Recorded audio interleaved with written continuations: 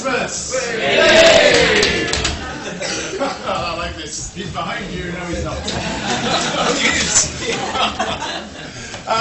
So welcome to all of you. We're calling this our inaugural creativity lecture, although I'm wondering whether this could become an annual Christmas tradition for the Centre for Creativity and Professional Practice. I kind of like the vibe, the fact that they give us mulled wine at 11 o'clock in the morning. Thank you, Amanda Brown, for that. So I'm Neil Maiden. I'm the Professor of Digital Creativity here at CAS, and I'm delighted to introduce our esteemed visitor who will be giving the inaugural lecture, Brian Dorval, in a minute.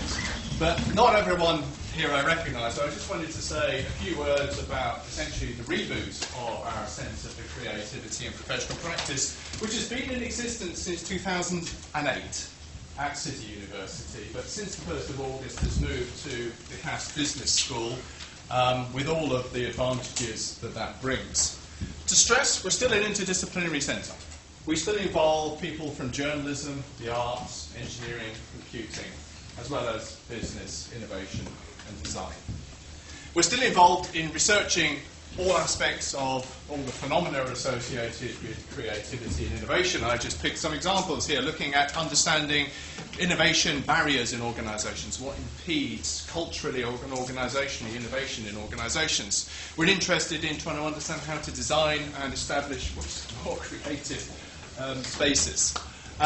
We're looking at rolling out apps into factories to improve the health and safety through creative thinking on production lines.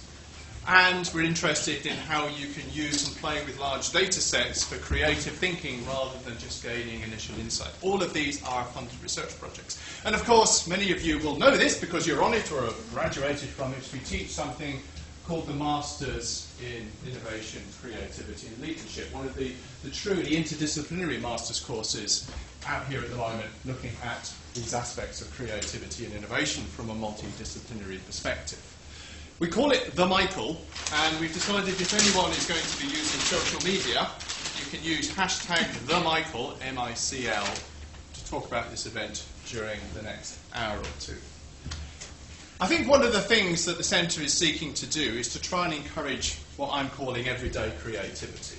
Creativity is associated with enhancements in the quality of life, happiness, health.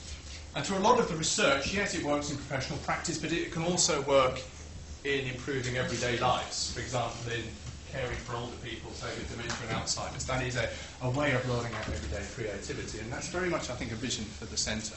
If you want to find out more about the Centre, follow our URL at the bottom here, and we'll be happy to discuss and talk about it afterwards. So next, while you're really here, not to listen to me, I'm delighted to welcome Brian Dorval to CAS and the Centre. Brian is the founding partner and president of Think First Serve, which is a management training consultancy company that specialises in the use of creative thinking, problem solving and performance improvement methods to help groups and organisations discover new ways to grow. He has over 25 years of experience in the support of people, teams and organisations to significantly improve their personal performance and business results. He's delivered over 500 creative problem-solving, management, coaching and performance training sessions for companies in over 20 countries around the world. He's published over 60 articles, chapters and books on topics related to creative thinking, problem-solving and performance. And I only got this from the name. Do you know what? I've known about you and your company for a long time. Think First Serve. He's also a certified tennis professional. I'm a bit slow. That's why I'm a professor. Right? I didn't get that until now. In particular, a certified tennis professional who specialises in the mental game. He's worked with regional and national ranked junior tennis players and adults to improve their mental toughness and enhance their performance in pressure situations. He holds a Bachelor of Arts in Psychology from Rhode Island College and a Master's of Science in Creativity and Innovation from the International Centre for Studies in Creativity in Buffalo, New York. In particular interest to the Centre and people under Michael, he's the co-author of the most comprehensive textbook on one of the established creative problem-solving methods called CPS, Creative Problem Solving, a method that is taught as the baseline method in our Masters in Innovation, Creativity and Leadership. So it's wonderful to have that connection to both the course, the students and our graduates. I welcome Brian to City and over to him. Thank you very much.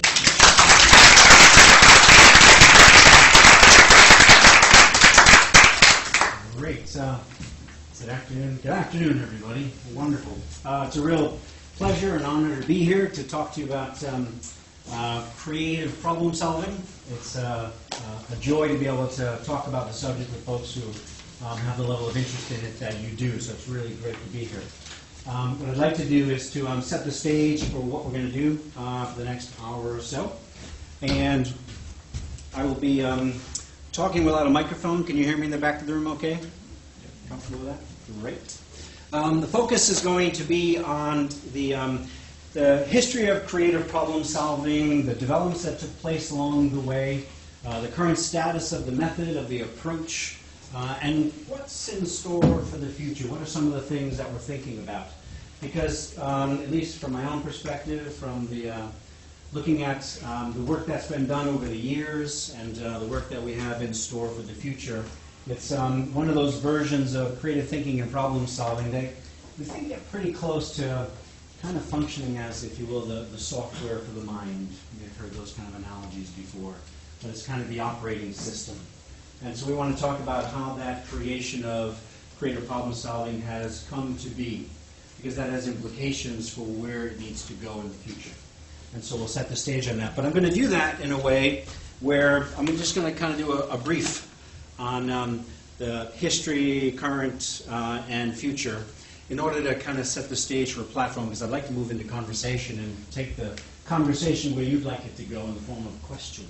Because I know for some of you in particular have been in the Michael program, you've seen some of the things that we'll be talking about. So I'd like to be able to extend beyond that as well by going where your questions are. So set that stage for about a half an hour or so, and then we'll get into some questions. Okay, so be thinking about questions along the way, but please feel free to ask questions along the way as well. You don't have to wait till the end.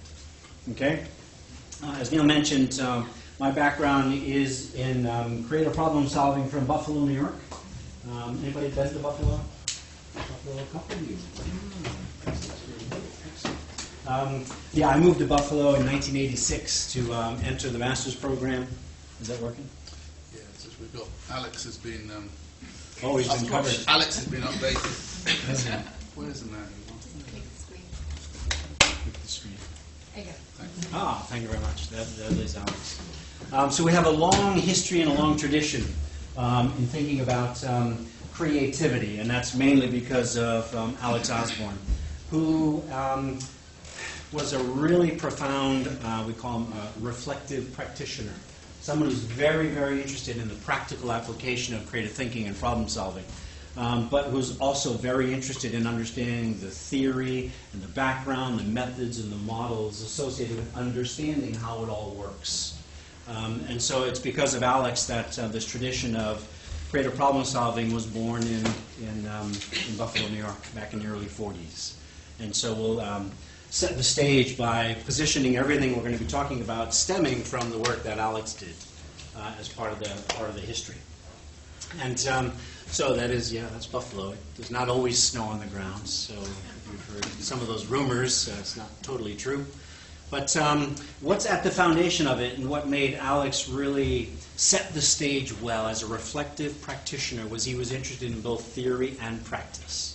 And that's what's underneath the surface of everything we're going to be talking about, is what is the theory, why, and what's the practice, how.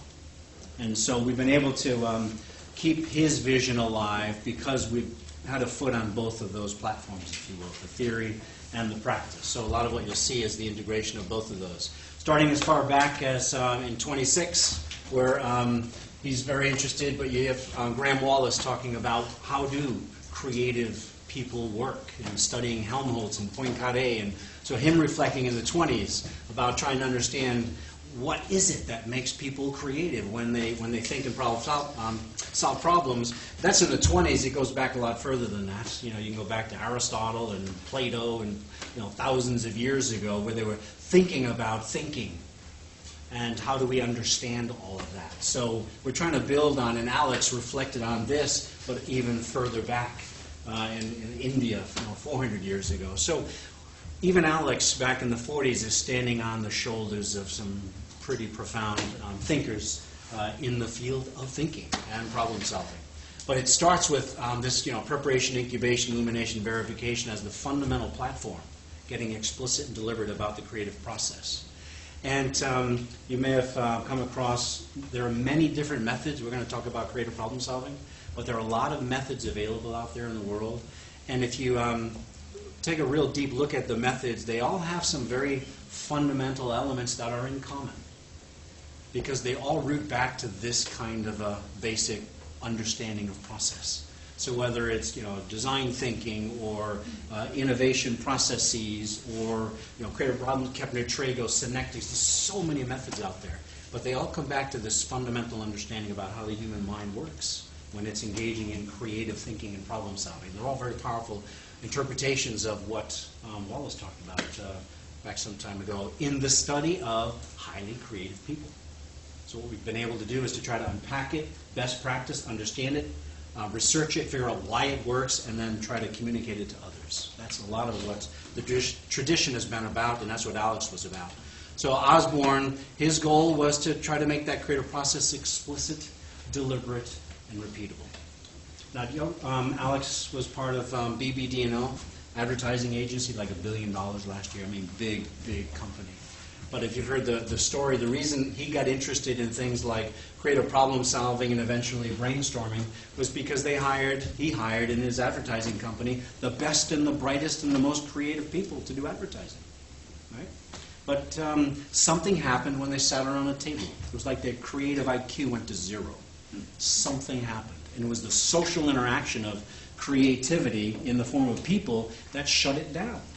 So brainstorming was one of the first things he invented to help deal with that. But it was a very practical reason.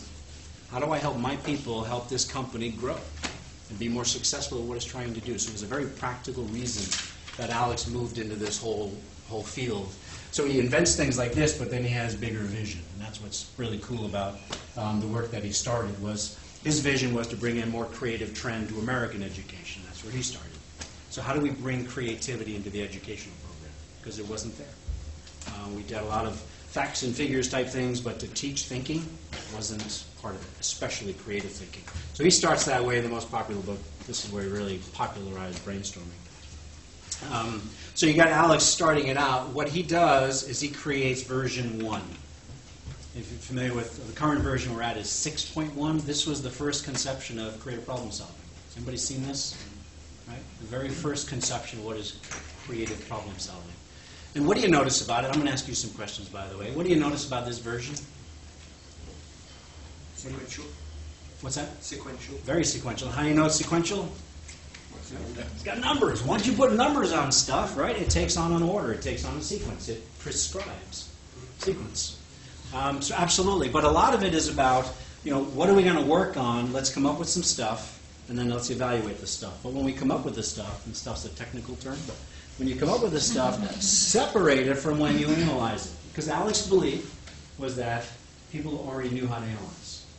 They were already good at that.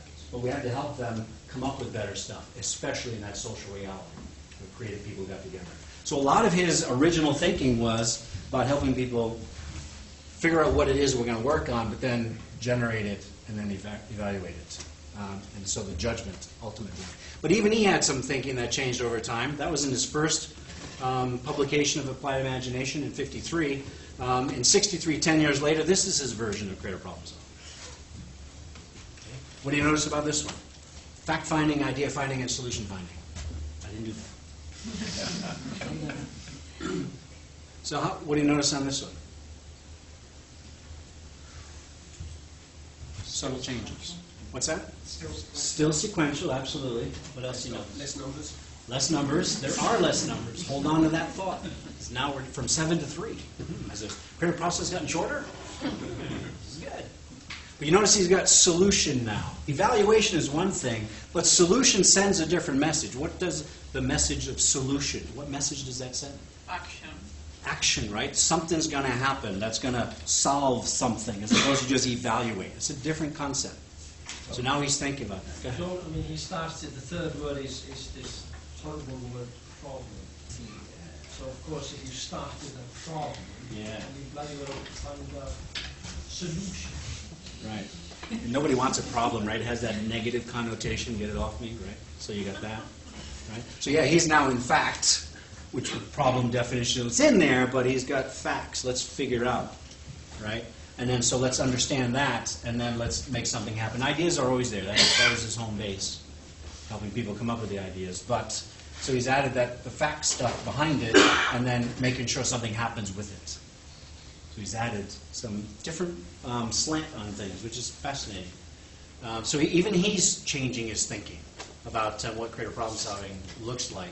And then you've got, remember, his vision is a creative trend to American education. So now he's going to try to teach others how to engage in this deliberate, explicit process. So how do you do that? What do you have to think about to make it teachable to others, right?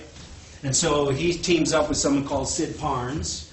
And what Sid is interested in is that education side. So he teams up with Sid, and Sid, preparing for the educational program, Sid comes along and says, okay, let's tweak it a bit. So now we're at version 2. Right, what do you notice about this version? Still got numbers. Darn. Seems to me, I get the impression he's trying to make it more and more cut and dry, because the thing that's either missing or has been elided from the earlier version is this mysterious incubation step. The step that says, go away and do something completely different and wait for the idea to drop into your mind. And I get the sense that he's trying to make this more acceptable for people who don't really like that sort of thing. Yeah, this incubation is not that apparent in here, is it? Because Alex, when he originally set it up, was you generate, you stop, you put it down for a bit, then you evaluate, which gave the opportunity for incubation to kick in order to have the evaluation be a better evaluation. But that's not as visible here, is it? It's more the steps you take, the deliberate action, as opposed to trying to make it more acceptable to a big, hierarchically organised corporate, which is my take on it. And it's, yeah, the proactive, got to get something done. It's becoming a lot of doing.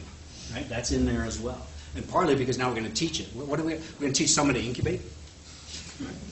Which, yes, you can. Paul Torrance did a whole incubation model. It's incredible. The father of creativity in the U.S. side of things. Over 2,000 publications on creativity, Paul Torrance. Whole thing about incubation. But you're right, not present here. Not present here. But there is a change here. What do you notice about this one? Reflected element. Yeah. So what's this thing about? Is he saying that the best option is not necessarily the option that should be put forward in terms of acceptance, as long as it works? Is it right? So regardless of the quality of the solution, are people going to buy it? Are they going to accept it? It's the next layer. Having a great solution doesn't mean people are going to just take it and run with it, right? So now we're starting to get explicit. We're moving from problem solving to making change. That's one of the shifts that's starting to happen. When you start getting into this, it's more than just analyzing and or generating and evaluating. But now it's about, does that make an actual difference for someone? Because we were assuming that, right? That's the reason we did it. We're running a company, right? You're Batten, Dursting, and Osborne. You've got to make real change happen. But now we're getting explicit about the method to make that change happen. So it starts to broaden a bit, which is neat. So you start to see that now we get the 5-stage version. That's version 2. All right, then we do this project. Wait a minute. We got this cool method. Does it actually work? Can you actually teach people to increase their creative capacity? Can you actually do it? Can you teach someone to be creative? Right, minor question. Right? We built this lovely framework. It's supposed to help us do that, but does it actually work? Biggest project ever done to answer the question was called the Creative Studies Project in the early 70s. National Research Foundation. Everybody got involved. Big, big stuff. And massive amount. And the overwhelming evidence, absolutely. You can actually teach someone to be more creative. But can you? I mean, what does that really mean? Do we actually teach people to be more creative? To have more creativity? Or was it to use more of the creativity they've got? Is teaching the right word, or is it nurture, or is it discover, or release, elaborate, or channel, it's those kinds of things. That's really what's going on. Because we know from what, I mean, at the International Center, there were over 200 measures of creativity on file, 267 when I was there. Measures of creativity. Nobody ever scored a 0 on those measures, so everybody's got it. Right? It may look different for different people. The question is, how do you release that in a way that enables it to come out to a higher level? And there was tons of evidence to support that. Through methods and tools and environment and space and all of that, you can do things to help people use more of what they've got. Overwhelming evidence. So we don't have to answer that question, but we've got massive amounts of evidence for it. So we know we can do that. So then, all right, so we can answer the question, can you teach it? But now the question is, how do you help people use it? Because this is Scott and Don.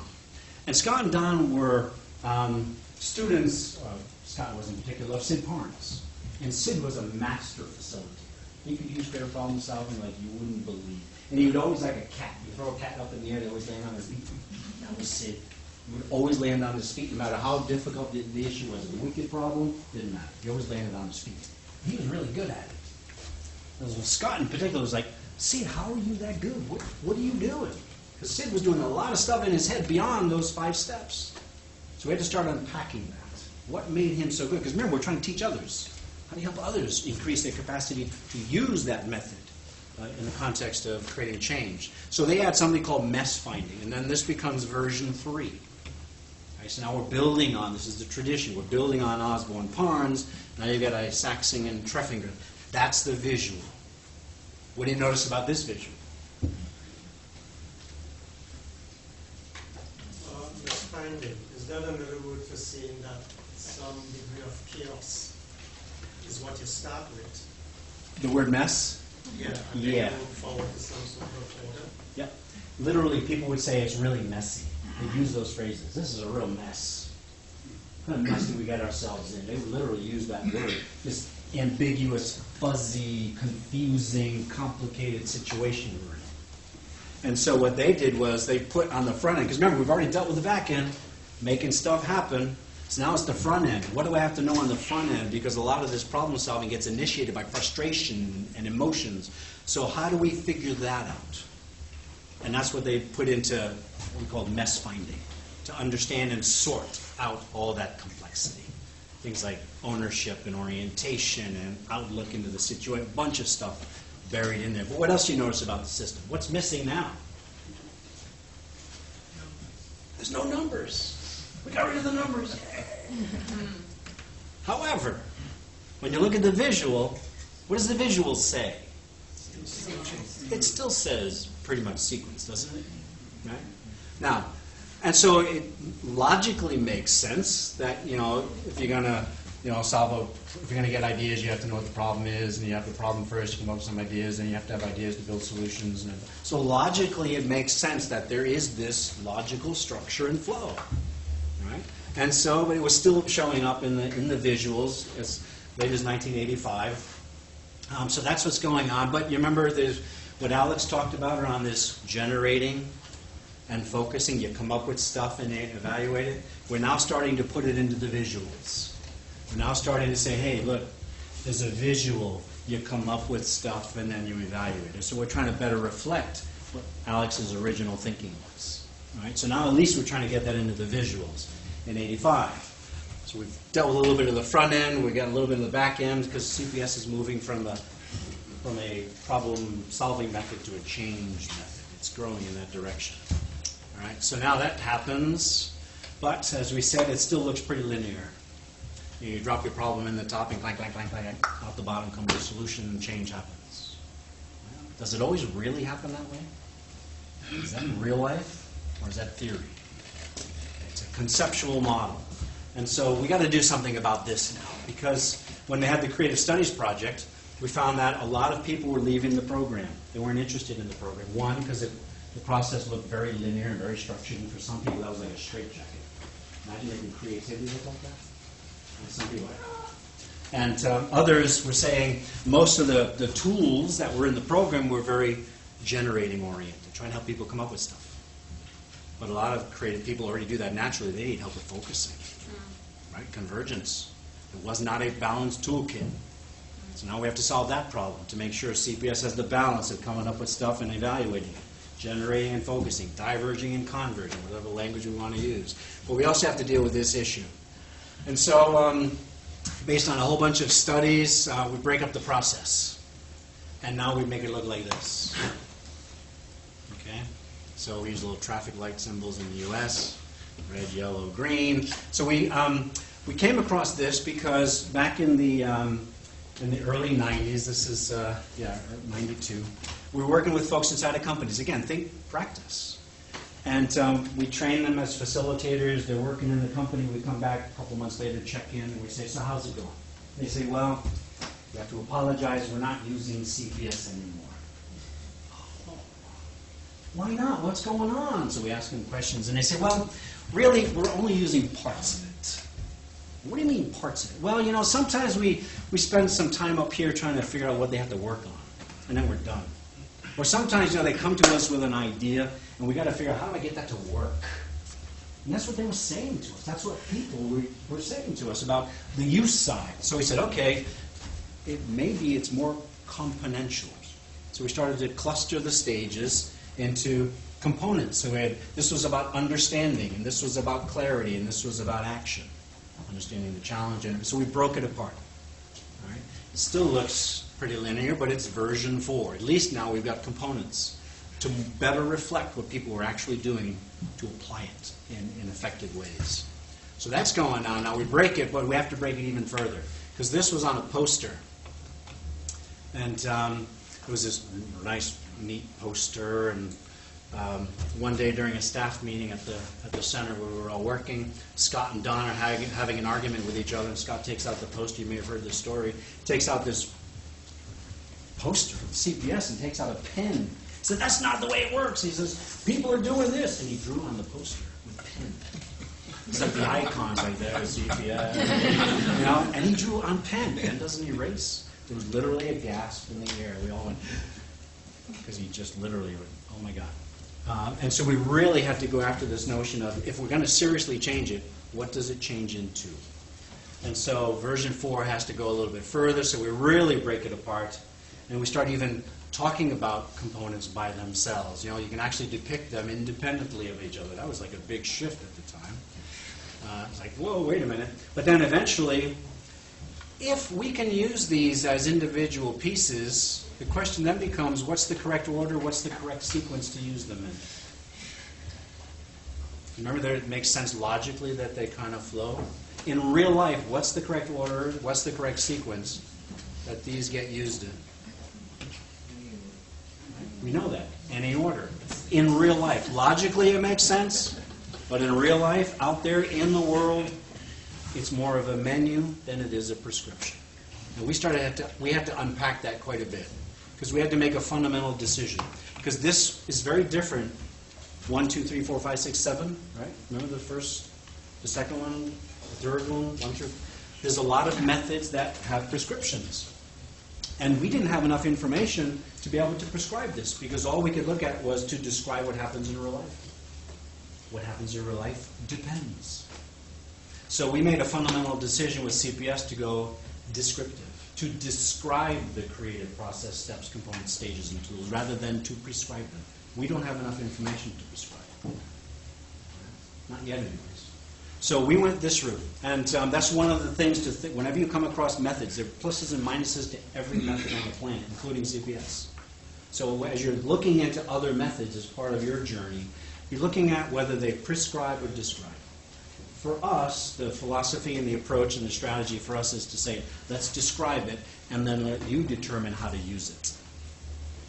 That's what we decided to do with creative problem solving. But that was a kind of a big shift for us. And so now the methods, when we think about CPS, we start looking at how do we communicate it as a descriptive model rather than a prescriptive one. So now we start talking about names of components and symbols to communicate with, because now we have to communicate it differently, that there's no particular order or sequence that it has to be used in. In fact, a lot of the way we talk about CPS came from a research project that looked at how people naturally solve problems. Again, now we're trying to be reflective practitioners. As well as researchers. And so we do a study that looks at how do effective people solve problems? What's the process? What does it look like? And these are summary examples of the character of those processes. Some people in their heads, remember this is the way people think, in their heads this is the way they think. Very clear, right? Pathway, start to finish, logic and reasoning, very visible. That's the way some folks problem solve. And some problem solve this way. This is what goes on in their heads. Right? Multiple start points, multiple end points, the linearity not so clear. Right? So what happens when this person and that person try to work together? You've probably seen it from your own experiences, right? And then you got folks in the middle maybe trying to bridge a little bit because they got some of the character of this and some of the character of that. So what the original versions of CPS, who did they fit with? Who were they more natural for? Right here. So turn it this way, turn it that way, doesn't matter. That's what 1 through 7, 1 through 5 fit very naturally for them. These folks are going straitjacket. Not working for me. So our challenge with CPS was how do we communicate CPS in a way that would fit the full spectrum of people? Because we're trying to reflect human creative process, not just some of the humans' creative process. That kind of a challenge we had. And then try to trade it and communicate it, etc. Here's another way to look at CPS. Right? Clarity, ideas, and action. The natural needs associated with it. Right? Do I have to have one need in a certain order, certain sequence? Not at all. Again, it's quite descriptive. But we know there are some needs around action, there's some needs around ideas, and there's some needs around clarity. So, what again is the correct order? What's the correct? How do we communicate that? In the form of a visual around CPS. So we got Greg's help. We looked at the relationship of the process itself, what it looks like, in the context of also all of those things that will affect the actual sequence that it is used in. So, what's trying to be accomplished, the people that are involved, and the best approach to take, all come together to affect what it's actually going to look like when you use it. And so we had to make sure the visual enabled us to take this information into consideration. And so what we did was we created this version. This is version 5. All right, this is later on in the year in 1992. So at least, where do you start? Where's the start on that? Whatever seems most appropriate. We're trying to move in that direction, right? Because that's the way it should be. Because your reality may be different than someone else's reality, so I need to help you and help them. Right? So we're trying to set it up so that it'll fit to what the need is. And we bucketed around the 3 basic needs: clarity, ideas, and action. So now we're trying to communicate this way. Now if I want to, right, I can do that. I can go through all 3 in sequence. Or I can just enter. Either way is going to work for whatever kind of preference someone has. That's still very much around the process itself. So I get involved in the early 90s. We start... Those folks inside that company that I was talking about who were saying we're only using part of the process, they would also say things to us like, my God, I wish we had a halfway decent client. Because they got this really cool method, but as soon as they brought it to a client, they were like, oh my God, please help us. They were like begging us to help them in some way. So literally in the back of the training room with the folks, I'm on the back table, Scott comes over, and we start drawing some mechanism to help them figure out, how do I say no? I guess it's a great method, but should I apply it? It's not appropriate for everything. No one method is not an elixir, right? How do I say no? How do I say not yet? How do I say rather than just you, can I talk to so-and-so? Because they have to play as well. Because if we're trying to make change now, we're not trying to just run a good session, we're trying to make actual change. And that's a people issue. It's a lot of other issues, not just having good method. So we started to take all those ingredients, all the things they would tell us that would influence their ability to use it, and we organized it into the original task appraisal, where we said, okay, what are all the people issues and the context issues, that place you're trying to build? What is the place like? What's going on? Is ready, willing, and able to support change? Tell me about the nature of the change you're trying to make. And then I can think about the appropriateness of the method. Again, CPS is only one. There are many methods out there. But at least it was a diagnostic tool we could give them as a mechanism to say, okay, this will help me find a halfway decent client. Because now I can say, can I talk to someone else? So we built that as a mechanism, again, back to practice. We're trying to help people practice it better. But it's conceptually organized. We'll talk about that in a bit as well. Then we frame it up. Right now, it's outside the method. Eventually, we weave it into CPS. It becomes part of CPS in '94. The diagnostic. That's another thing to look for in methods. Whatever method you're exploring, learning about, do they have the ability to diagnose before they're applied, or as part of the application? So would you say that task appraisal is the mess that the facilitator finds himself in, not the mess the client is in? I think it's a combination of both, actually. Because if, for us, the philosophy is that facilitation process serves content. So me as facilitator, leading process, I serve you as content leader. So if you're in a mess, so am I. I can't design process until I have sort out the mess. Task appraisal is designed to do that, is to sort out all the pieces. Because what we find also, you may have chatted about this in some of your conversations, that the perception, what is a facilitator? Do we all have the same understanding of what a facilitator is? Right? And so if they call me in to be helpful, sometimes a facilitator is really a content expert. And that's the perception. So if you call me in as a content expert, but I'm saying, no, I'm a process person, that's part of the mess we got to sort out. So my role, your role, our roles all have to be played out and figured out prior to stepping in and actually trying to make a difference. This was designed to help with that. So if there is a starting place, it's here. What do we need to know before I go in and help? This by itself can be an intervention for many, many clients as well. Just by asking questions, you help people shape their thinking, clarify stuff. It's pretty powerful by itself, but it's also part of the system. The analogy we use on this is, if you think about this as computer software, you may have heard that. This is like Microsoft Excel. This is PageMaker, or Excel, PowerPoint, and Word. Right, so 3 pieces of software. How do you know which software to use? Depending on what you need. Depending on what you need. That's this. This helps you figure out what software to use. This is like the operating system in the computer. It's always on. So it's always on. You're constantly making decisions about this based on what you learn and relearn here. So it's always on. Okay? It's a thinking framework. In fact, a colleague of ours, Andy and Kate's, works inside of PricewaterhouseCoopers as one of their partners. And he used to talk about, as a partner in a consulting firm, pretty successful one, his whole point was you never open your mouth until you've done a task appraisal, because every time you speak, it's an intervention. That was his philosophy on it. Right? So it's always on. It's a thinking model. It's a thinking framework. We use it very implicitly as well as explicitly when we're designing the use of CPS.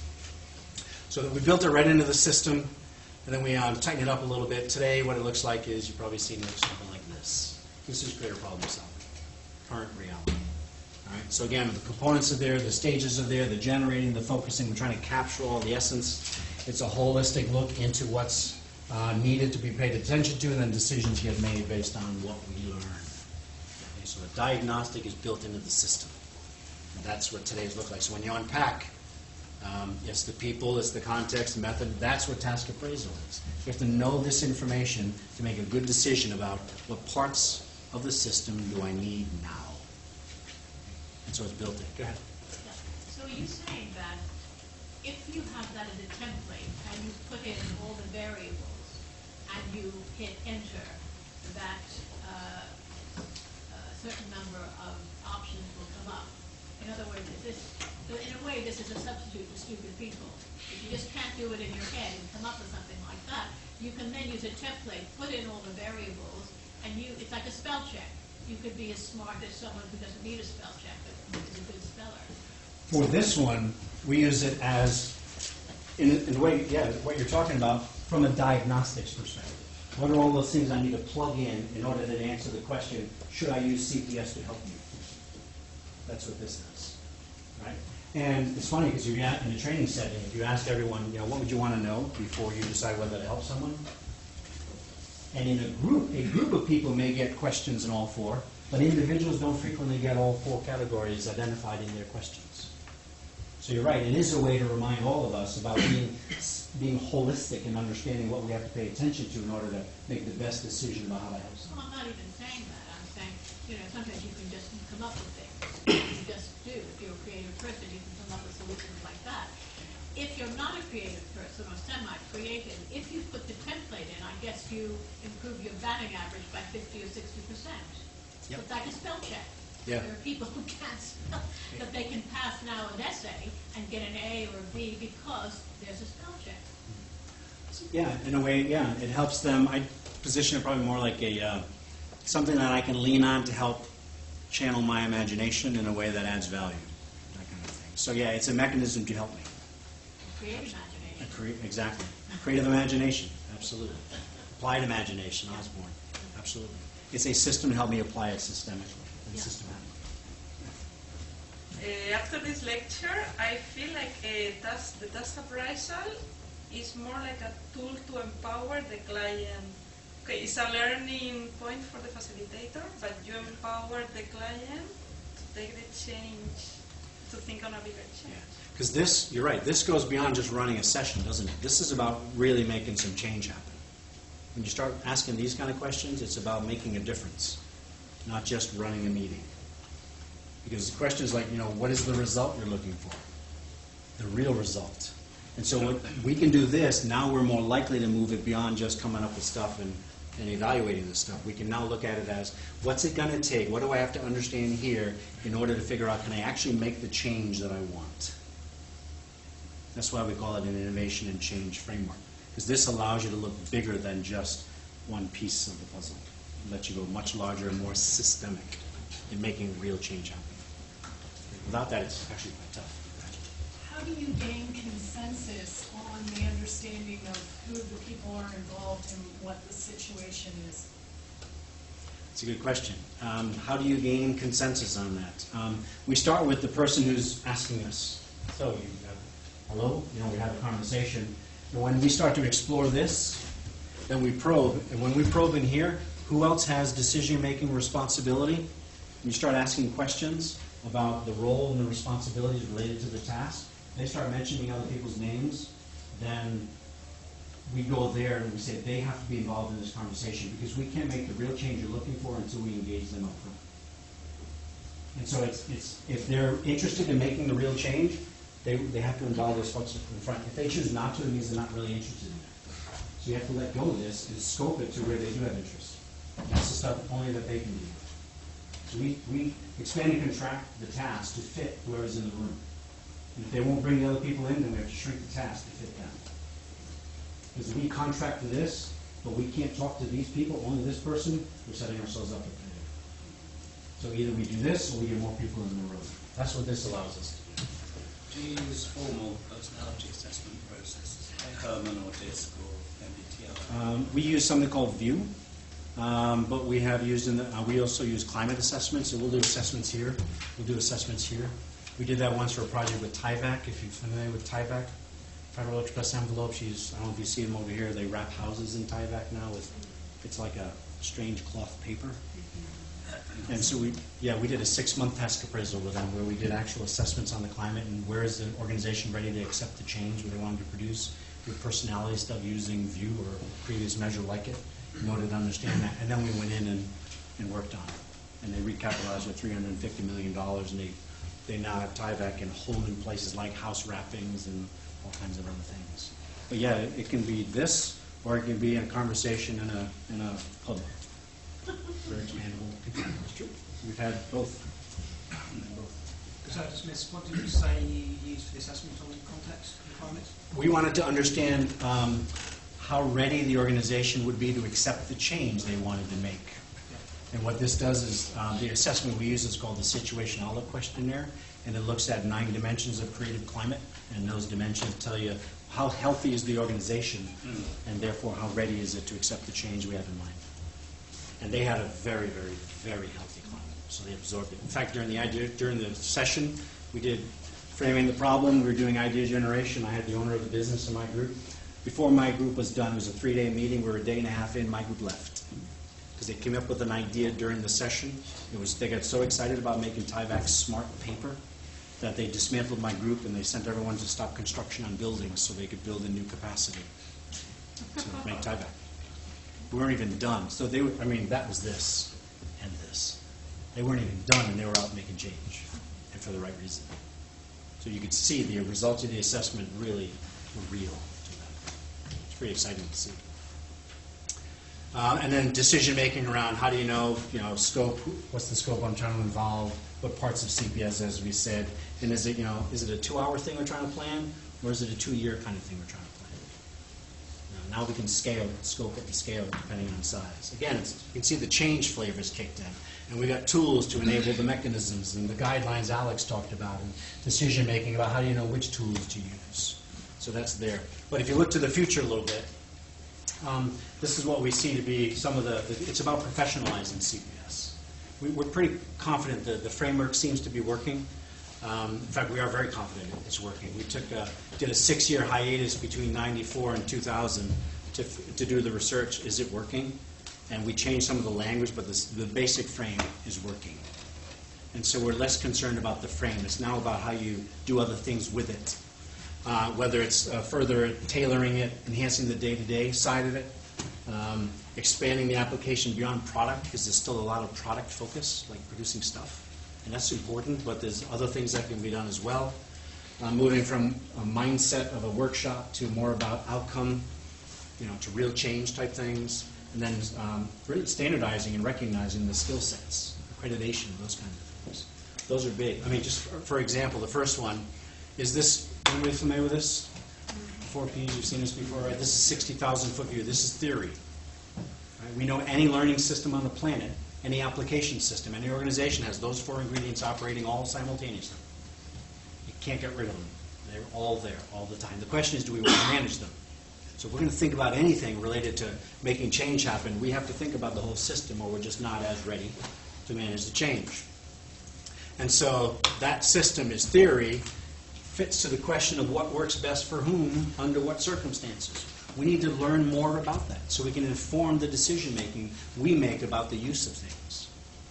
Right? So what works best for whom, under what circumstances. So the research has to help us unpack that.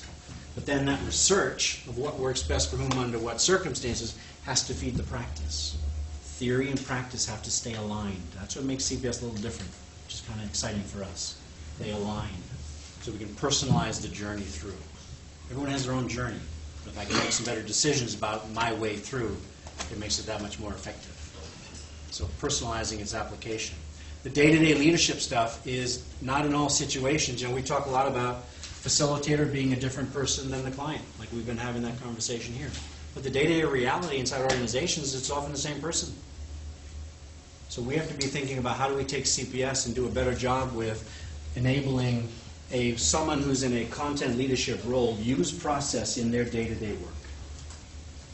So they become thinking frameworks that someone who's managing others can actually use to facilitate that work without taking out flip charts, Post-its, and markers and things like that. Or if they have to, how do I do that? Because right now we talk a lot about separating those. So how do we weave them together and then enable people to do that on a day-to-day basis? That we got to figure out as well. Expanding the application beyond product, as we said. This, by the way, this is Scott and Don's input as well. I had a conversation with 3 of us around looking into the future. What are some of the things we need to think about? What works best for whom, under what circumstances is the research led? We've got to keep the research going. On the practical side, I'm going after things beyond just product. We're relationship building. I mean, I know I want to get into politics, but you can look at, in the U.S. anyways, we got a lot of politics stuff going on, and not everyone's getting along with each other and all that kind of stuff. I mean, going after some meaty, big issues around relationship building and sustaining. And technology is growing faster than we can handle sometimes. How do we harness that in new and useful ways? Harnessing it and making it add value to society. The diversity stuff. And how do we use, because CPS is a collaboration framework. That's one of the things it does really well, because it's so close to human thinking and problem solving. So how do we help it to go after some of the big issues around diversity that we're dealing with, and then meaningful and purposeful application of it on topics for the benefit of all. I mean, examples of it. Lost prizes. If anybody's familiar with Ken McCluskey's work, a really neat book called Lost Prizes. And this is about kids who are at-risk kids and in trouble with the law, thrown in jail, stuff like that. And they use creative problem solving to help them redefine themselves in a way. And this is one of the kids, I mean, he turns out to be an unbelievable artist. and that's what he's doing right now. But it's taking and applying it to kids and helping them not get in trouble with the law, things like that. Transforming directors, from groups of people into teams. And so what's the product outcome? Is a team functioning at a higher level. And so we use it for those kind of situations. Or vision and mission and values and structures. So it's the soft sides of systems inside organizations. It's not just about the products we produce, which is a lot of where it was originally invented, some of the original thinking. So we're broadening its application to individuals, groups, and organizations. And then the mindset, as we said, from workshop to outcome. There are great examples where, I'm on a project right now, this thing with the Coast Guard. We're using creative problem solving to set national standards for the United States when it comes to recreational boating. So if you go through a recreational boating course in the United States and you want to learn how to operate a power boat, or a sailboat, or a human-propelled boat, craft, what are the skills you should be able to demonstrate as a result of going through an entry-level course, a beginner-level course? We're trying to get the nation to agree on that. It's a small task, but we're getting there. We just officially got approved in November, the power standard. So now if anyone's going to build a course anywhere in the United States, these are the fundamental skills that they need to build into the course to keep people safe on the water, because it's about safety. So back to the whole safety and environment. This is safety in the environment of being on the water in the United States. Right? So we're doing that for other things. And there are other examples as well, but it's large-scale scope where we're not just planning meetings, we're actually planning change inside of groups and organizations, in that case the whole country. And then recognizing and standardizing. There are a few places that actually give credentials for creative problem solving, creativity, things like that. We need to, if we're going to professionalize it, we have to really make more of that happen. So people understand that it's like you can get a degree in accounting, and then how popular that is. It'd be great if you could do something like that with creativity and make that something that is focused, whether it's a core capability that cuts across or its own area. That's got to happen if we're going to professionalize it to the next layer. So those are just some of the kind of the thinking points around the future. Laying the landscape a little bit, creative problem solving, current version. Okay. So that's a brief history where we've been, where we are, and where we're thinking about going as a result of the history. So let me open up to some other questions. You asked some questions along the way. But what other questions do you have? I want to take the conversation to where you'd like to go. Informed decision making. Yeah. The ancient Persians used to make significant decisions twice. Once drunk, once sober. Who did that? How do we put it into that day? Too mindful. There was some research done on the effects of alcohol and creativity back in the 60s in the United States. Well, seriously, the Center for Creative Leadership. And they found after 18 ounces of beer, you actually were more creative. 2 beers, significant decline in the creative performance. And that's true. And they did it with some drugs and things too. 3 days back. That comes back. 3 goes back. Yeah. Even higher than it was. So, but yeah, there was some research. Same thing with deprivation tanks and things like that as well. Okay, but how do we put the mind state of making a decision into practice in a company? How do we say, look, we are informed and we're going to make a decision. Let's make it twice. Yeah. How do we do that in practice? Yeah. And you can actually get very explicit about that. The way we did it with CPS is a very concrete example. We did something called an evaluation matrix where I spent a day just identifying criteria with the senior leadership team, just criteria a day. They had 9 product concepts they wanted to spend money on, 75-page business case underneath each one of them. 20 people in a room in Germany doing this big matrix, 3 days. When it was all done, being this real scientific approach to stuff, Kate and I were there for this. At the very end, we said, okay, let's use your intuition dots. We had them make some very heavy analytical decisions, and then we said, let's also bring in your gut. We had them use the gut as well. So it was kind of like 2 rounds of very analytical and the gut. And they used both of those to make the final decisions. So we just designed this process to literally have 2 rounds of decision making on it. You can get that explicit about it. But what we find is the less option you give to make choice, the higher perceived value the options go, so they get less risky. So they just did all the analytical stuff, so they were more playful when they applied their gut. So it allowed a different climate in their heads to make that second recommended decision. You can design process quite explicitly about that. I think that's why Alex separated generating from focusing, because there was two different mindsets associated with it. Similar reason. I saw a hand here. I just wanted to ask if you'd had experience of using this framework for community groups or sort of civil society organisations, where the product is not necessarily, you know, kind of a business outcome, but it's much more around maybe social capital or what have you. So just be interested to hear about that particular information. It's a good question. We've done it like nonprofit organizations. Probably the closest to that, at least for me, would be probably the Coast Guard work, because it's not an organizational application, it's standards. Everyone will be able to apply, whether it's me, myself, and I learning and teaching my son, or someone else you know, running a school, that kind of thing. So that's probably the closest that I've had in that kind of context. Nonprofit work with like Future in Our Hands and things like that, but still organizational. That tends to be our home base in that context. So not as much for myself, but Don and Scott have been into some of those environments. Done with churches and church groups and things like that. Very effective there. In fact, they find the problems are quite consistent across the topics that they work on. Very much so. What about the 7 Railroad? What do you do with the 7 Railroad? Okay. Actually, can I involve Andy in that question? The Severn Railroad? What's happening with the Sure. Severn? Also, I may ask, I'm looking at my colleague Nikki, who's actually the person who's driven most of it. Severn Valley Railway, in headlines, they, as a not-for-profit, they have to turn around the railway, an engine, in a certain period of time. It has to have a certain maintenance on it, and we've been working with them for 3 years to drastically reduce how long it takes to turn around an engine. So we're kind of working in the boiler shop with the guys, literally, who kind of take these things apart and applying CPS and actually enabling them to then apply CPS themselves. So they've reduced the timeline from 2 years down to 100 days. We were 600 days down to 200 days to turn an engine around. That's the headline. There's a lot more to it, though. I see. But I mean, what's the problem with simply one at a time and efficiency, I guess? Yeah.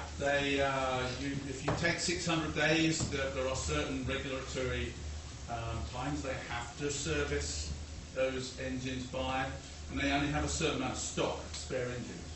So they don't get it in that time, you have no trains on the line. With no trains on the line, you have no heritage railway. And that heritage railway accounts for about £10 billion in the ecosystem, around Severn Valley Railway. That's not just their revenue, that's the whole ecosystem that depends on it. So they don't get those trains on the line, they're not running and working, there is no ecosystem. So did you need a problem-solving system to figure all that out? they did. Oh, they did? They needed. They needed it. We've cross-trained them. If you see the press release or anything, we've enabled them to do it themselves. We were very clear about that. We helped them enable themselves. Yeah, they needed the same system here to figure out what are the core challenges, how are we going to address this, how are we going to make this happen in a repeatable, explicit, and deliberate way. And when you go there, explicit, deliberate, and repeatable, oftentimes what you get is that efficiency. The impact research we have on CPS, years of doing it, is things take about 1/3 the time, and you usually get at least twice the productivity in that time. And so 600 down to 200 is very consistent with that research. That would be an interesting story for me to follow up. Sure. Either talk to Nikki, she's an engineer. I'm very interested in that. Yeah, by all means. There's a hand over here. Yeah, you mentioned at the beginning this sort of SID and the importance of his facilitation technique. And I know, having used some of this, that facilitation is pretty important. How important would you say it is, having come up with the process, independent of the facilitator? How important is it? Depending on what what's going on. Yeah. If it's, for example, group application, Yeah. facilitation is incredibly important. Yeah. Because a method is just a method. Yeah. There's no magic to a method. It's how that method comes to life. Yeah. And all three roles, client and facilitator and resource group, have to, it's not a magic thing, so therefore it's as good as the people in the room. It can help them bring their skills and their talents out in a way as a collaboration framework that you get more from that group than you would from its parts, that whole thing. But yeah, the role of facilitator in a group application is very, very, very important. It's critical. And that's why we've got a fundamental skill set that we try to unpack with folks, and we train around it. And for us, facilitation works when you have something you're facilitating. And so that's why for us, facilitation involves process as well. So the framework is what the facilitator facilitates.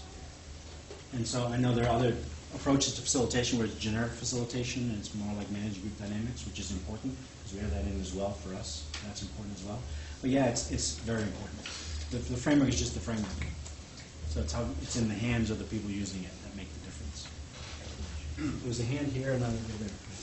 Yeah, I wonder if you have any tips you could share on a good way to use this within a classroom kind of setting to help our students go through this process in a fairly small amount of time and a fairly focused task. Do you have any tips for using it in a classroom? How much time are you talking about? Well, my personal class, I have a total of 10 class sessions, not very much time. But other people will have different approaches. But it's not a huge amount of time. Now, 10 weeks and about 40-minute classes? No, a little bit longer. A little bit longer than that, okay. This has been broken down and put into a class structure. In fact, some of the original work we did teaching at the master's program at Buffalo, designed that way. We typically do it in stage and phase. So stage being those 6 particular stages, and the phase generating and focusing. And so we'll typically do it in chunks like that, broken down over time. And then what we do is we make sure that it's the logical flow. So you want to show them the logical flow, the pieces where it makes sense logically. You have to end it with something that shows them the descriptive nature of it. Because, can you all make one of these? Have you all made one of these before? You all made one of these? Can you make one of these? Make sure your fingers are nice and straight. Have you done that before? Yes. They've all done this? No, somehow. Somehow? Okay, so if you make one of these, come on, don't be shy. Put the fingers nice and straight. And if you were to put it right on your chin, those of you who haven't done this before might think this is their chin. Oh my gosh. Okay, no worries. Some of you have done it before, say, I'm still going to put it on my chin. All right. So right, remember, most of the communication we send is nonverbal. All right, this is not my chin. It is my cheek. But what most people pay attention to, as we know, right, depending on the research, Moravian's research, others, most of the communication we send is nonverbal. So if you teach it linearly, they're going to think it's a linear process. That was the problem we had. That's why we had to break it up. We said one thing, but all the visuals said something else. And it wasn't working for most of the folks, or at least half of the folks. So show them something at the end that allows them to break it apart into pieces. Pieces and then break it apart. Just the additional piece for the lady's question, maybe some links to Don and some of the materials. Yeah. Someone to check in with us later on. Yeah, we can do that. Don, we'll connect you with Don Treffinger. Don is, of the three of us, Don is taking all of this and brought it to the educational world. And Scott and I have been taking it to the business world. So we collaborate together to build stuff, and then we test it. That's one of the ways we test it, is take it into 2 different environments and then go back together and talk about it. Okay? There was a hand here, and then we'll go there. Go. Yeah, picking up on your point about messy situations with lots of different interests. I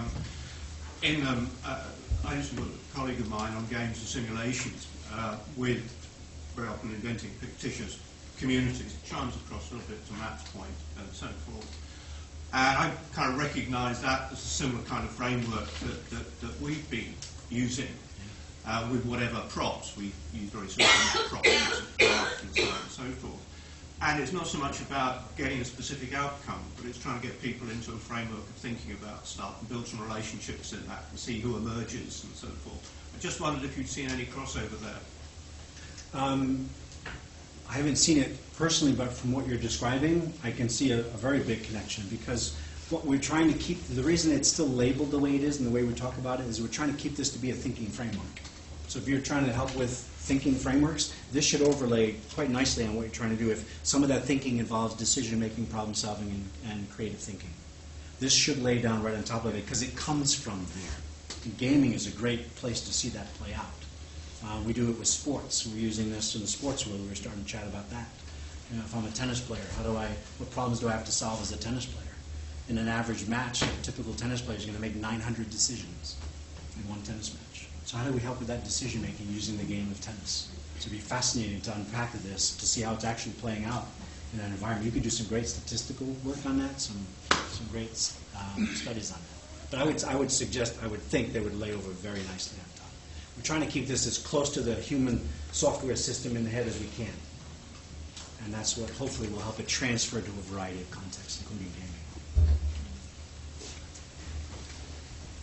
From the 4P theory that you mentioned, my question is from people. So if we see like people as like a different personality, it's like a view test and say things about them, like divergent thinking and convergent thinking. From your experience, what do you think? Do you think we should like mix these types of thinking to grows in their way, or we should like teach the divergent thinking to think more convergent? This is my question because this is one of my personal, because I'm very divergent thinker. So I want to see, and convergent thinking is like help for me. So it's like very hard for me to focus. So I want to ask you, is it better to mix people like in organization that work together? Is it better to like add to their knowledge about the other powers of thinking, or is it better to work on their like talents? Right. So help them cope and flex rather than accentuate what they might do naturally. Yeah. From my experience, my personal thought is it comes down to the nature of what someone's being asked to do to contribute. And I know from a creative standpoint, from a creativity perspective, we have to be able to do both. We have to be able to have the alternatives and analyze those that we have. That is that energy system inside the whole creative process, coming up with. And so for me, I think it's important to make sure that both people can do both. How about we just create a process that we just put some people for the first, first part, and we put some people that are, they are in their nature, in the process that they just make decision making, idea generation, so they just separate them. Yeah. Is this possible? It's possible. There's implications when you get into organizational structure. When that happens, Michael Curtin used to talk about that a lot. If you know Michael Curtin's work in England, organizational psychologist. But if you put the natural ideators up front, and they're doing some of the work up front, so there might be in, let's say it's R&D, then you get into manufacturing, then distribution, those kinds of things, where it has to move through the whole system. If this set of folks is disconnected from those folks, if that's an entirely different set of people, the handoff becomes a major problem. And so when you separate them out like that, you create a barrier here, and these usually have a certain personality. On the view system we use, they tend to be explorers, and here they tend to be developers, and we know the natural tension that exists between those persons. Right? So if we don't do something to engage that, they will create something, and the handoff will be like this. All right, we built it, go! And that's the handoff. Right? And so what we typically recommend is you got to have at least some overlap and someone who's going to drive it through this. There's some other things that have to be considered rather than just specializing the thinking. Otherwise, from an organizational standpoint, it will break down. Thank you very much. Okay. My question is also about the 4 Ps when you mentioned what works best for whom under what circumstances. Does that mean that an individual entering the process, let's say in generating ideas, could implement tools that are not for that particular stage, but from another stage, such as preparing for action? I'm trying to understand the effect need has on, making tools that people use effective, whether or not they are appropriate for that stage. Right. Ultimately, for example, the only place we have prescriptive research is in idea generation tools. Let's go there. Stan Gruszkiewicz, 1981, in London, does some research on teachers, and he's learned some things about visual identifier relationships and brain writing will produce certain kinds of ideas. VIR tends to produce radical, revolutionary, brains writing evolutionary. So I can choose now, based on the outcome, what kind of outcome do I want. I can choose what tool is going to be more likely to deliver it. So that's the outcome influencing the process, right? But if I happen to be a developer, VIR is going to be probably in that coping side for me. So now I have my personalities affecting the appropriate tool to use for that need.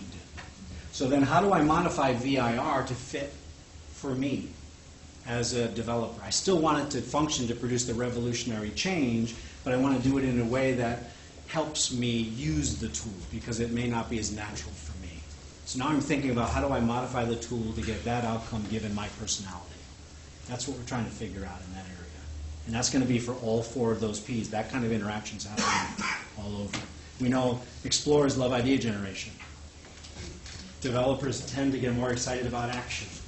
Right? So how do you help an explorer do the action and help? And so it's what works best for him. And some of that's because of the nature of the tools we have. You know, but a lot of the tools we have in focusing tend to be developer-oriented. So what explorer-oriented focusing tools do we have? Not so many. So we're going to fill up the toolbox. That's those kinds of things we need to put in it. Okay. I think I have to probably turn it back over. I'm sorry. I'm aware that... let's go for one more... I asked a question. You're teasing me now. I'm aware that we are standing between mince pies, mulled pie, and lunch and Christmas shopping. Probably in that order. I don't know. So, but Brian's going to be around afterwards. We're going to have this lunch outside with drinks and so on. So Brian will be around until 2:30, even 3. So if you can hang around, there's lots of chances to ask questions, have one-on-ones. We hope to keep people around for at least the next hour then. And I just want to thank Brian for a fascinating run.